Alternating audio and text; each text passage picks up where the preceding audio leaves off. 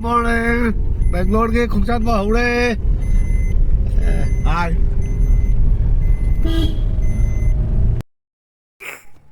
Mayam bunduk mara jaure. Lambi launa sembagi damakta lambi je khara mong chadre lambi je yamna pakthorei Silcher rom dagi semak pani hojik bunduk mara jausala ngasi asi maga bihu waiba numit aduni Makar Sankranti haina su mayamna khangnai leichin je yam thare ngasi aina semiba clip asi Silcher dagina Bangalore phabo chatpagi information mayam nungaina ba mayamna su dum nungai ga na satawi yengbiu loina clip asigi manungda information maru oiba information khara aina angna dum message khara pijai haibdi samna haibda airport manung changbada kanagumba khoi silina changdaba plane kak tong deba kangmuna ahan ba tong matamda makoina tabada yam nungaini airport ahan ba changbada magi requirement kari kari mathau tai haibdo madu semjagimni madu haijagimni mayam dum taminasi ai flight chu khara late oikhre moi message pire hauji akhoi Assam University jaushale aigi yet lomda leiribse Assam University ke gate ni yengbeu Assam University si Central University ni mayamna yenglaba matung tari yengdege do oirabasu yai channel asibu like to view subscribe to view comment to view nakoi comment mayam adu parga yaksu nungai jai subscribe tawraga comment tawrakba like to view aduga ai makhagi channel atei jo makhagi clip atei jo semjage thank you lep le ramme ai flight jo half an hour late order no 12:20 da luggage scan over scan luggage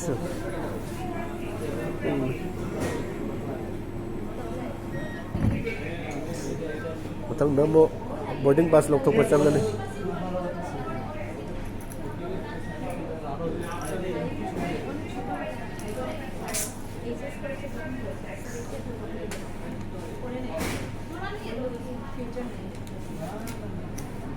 Thank you. Sir, can I see your ticket, please? Yeah. Arrival time is 9:35. 9:35. What about for the Guwahati? Guwahati is not there. 12:55 as of now. Okay. Oh, I flight je hojik ta check in double loi bitang nai ni. Adu Silcher airport si army ki kano under da level moi cabin yo to mo kya pi de. Moi protocol khara leiba mali adu daga su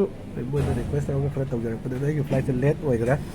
6E263 Delhi dagi lakadong ni Delhi dagi parak mo moi phok leiba dagi tang late oi gra maduna ai flight je ji pung 12 ga minute 35 da moi pai ba yai haina haide sida igi boarding pass ni sida Silcher dagi na Guwahati bo pai ga dom ni flight late ti oi gra aduga mathang sida Guwahati dagi Bangalore pai ga dom ni sigi boarding pass ni hauji aina uhan gi boarding pass ani se akoi da direct kari ba any flight same company gi flight amana destination ani gba pai ba taraga di samna habda ai hauji paijari se besi taraga di same company gi flight oi ba taraga di boarding pass lokthok ba matam da makoi da boarding pass ani adu pira ni samna habda ai hauji Silcher dagi da Bangalore pai ba bhaya Guwahati ora Guwahati de ge next flight of the get of the next flight silly se boy the boarding pass de ge direct lokthok pira adu ga ai side check in da go baggage to ai direct Bangalore de ge lokthok ni gasi de ge na sahi kuntra mukhi mamang samna 1992 adwai da aina Manipur da leidigi matam da Manipur dagi koi Maharashtra ka tawdana ai ahaba flight tong gamni school di Maharashtra Bhakti Swarup Damodar Maharashtra ai gi guruji ni aduga matam duga di Silcher airport ase yamna pikba airport amo ina samna da phop da bo khar ga leram bagum bani adu airport ase army airport ina ase photography to budi man budi yate adu hojik ti book shaure hojik ti akhoi ga boarding gate number 4 phaw leire khara ni mang da 2 phaw ta leram bani airport manung de sida Kolkata pai ga to ba Air India do late oi da ke oi passenger mail with refreshment Air India da pai ga no mail do refreshment pe Gate number đó, xin gate number 4 này nè, 3 này nè, 2 này nè, số 1 này nè. Cái flight sẽ late or làm đó ha, matam cái nuôi boy na information na sam tang,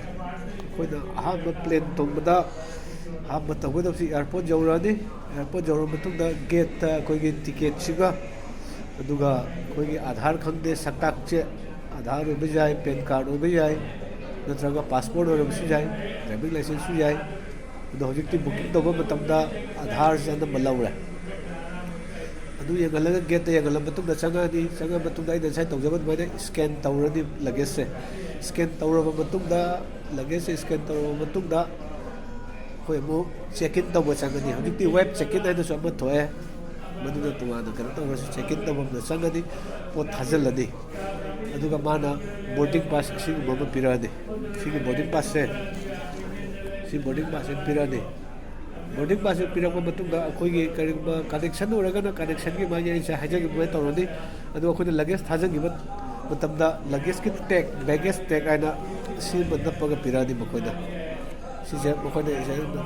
नंगी details नंगी flight कहो तौगदो details लोना इन पीरनी मिंग यानी date of journey यानी कई पाइगदबनो लगेज से कई लौटगदना है यानी लोरब सेक्यूरीटी चेक इन तौरनी सेक्यूरीटी चेक इन से मोबाइल से नमन क्या मोई कहो तौदे सेक्यूरीटी चेक इन तौबदी पोचे समझ पॉकेट करी पोचे हापीगनु मोबाइल फोन तोान थाजगदनी लैपटॉप चार्जर तोान थाजगदनी इसा लगेज तोान थाजगदनी सेक्यूरीटी चेक तौर बोर्डिंग गेट इन हजिक बोर्डिंग गेट से लेरनी बोर्डिंग गेट से फ्लाइट गायरनी जर्नी चपसे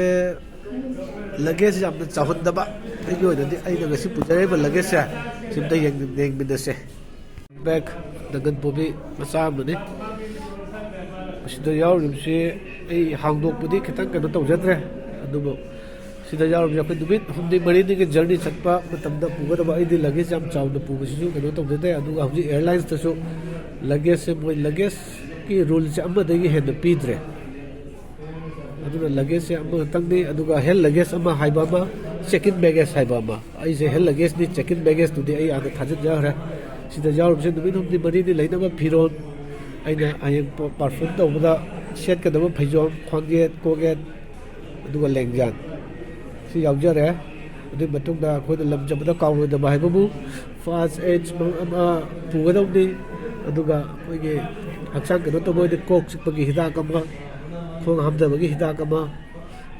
डाइजेस्ट होगी मफम लमदुगी चनबी पुगदबनी इसा की toilet kit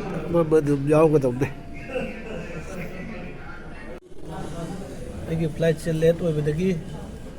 ground staff Indigo की मोना चानब पीरमे फ्लाइट से 11:45 होरमनी हजिकते पुंग 2 ताग्रे चानब से करी करी यावी मैम येंसे नाम नंबनीको खरा कहो तौरे से मंच नीडेड कुकीज यावरे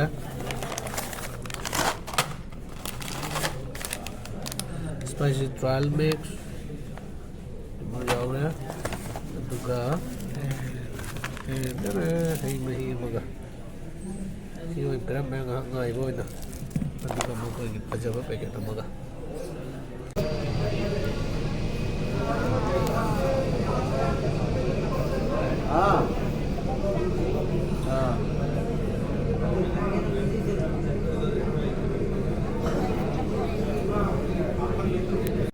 फ्लाइट लाया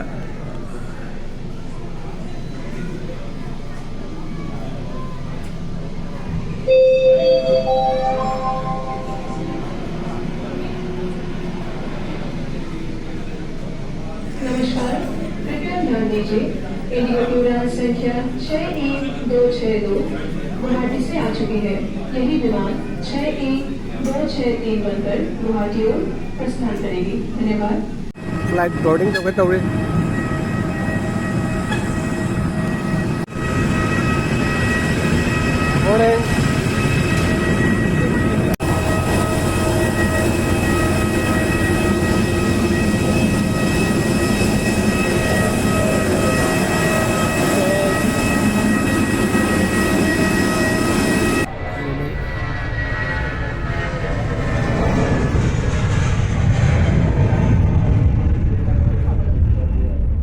ꯇꯧꯕꯗ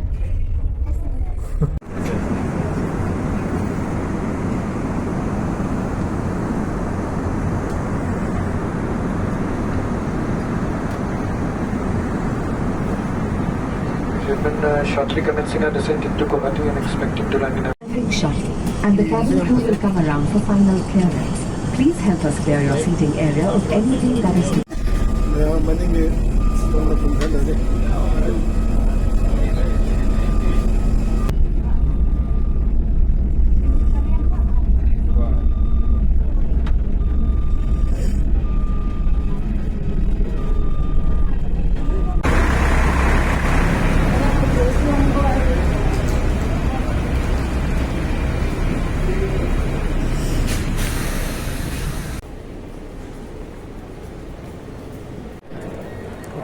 occasion of Magh Bihu.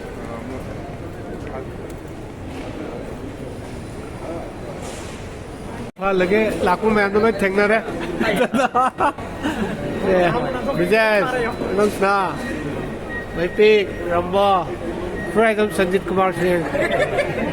हम लोग ठेंगना रहे अभी पुंग तरुक का मेरे जंगल की फ्लाइट ने ट्रेन स्टेशन नहीं है Ada gate number 8 ki mana ama yengo. Sunna Bangalore jaw raha.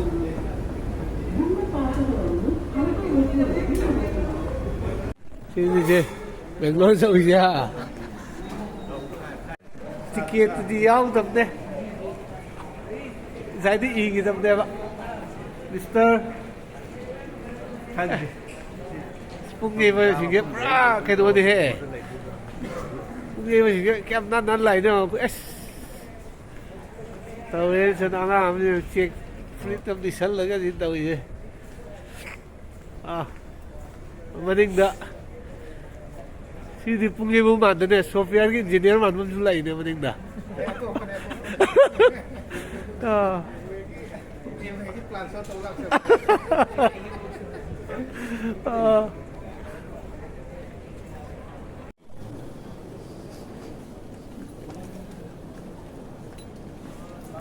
너 요즘 들어?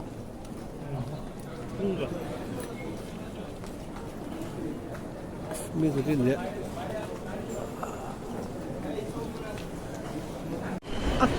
삼 걸로 파래. 여우래 어제 가린 가야 돼.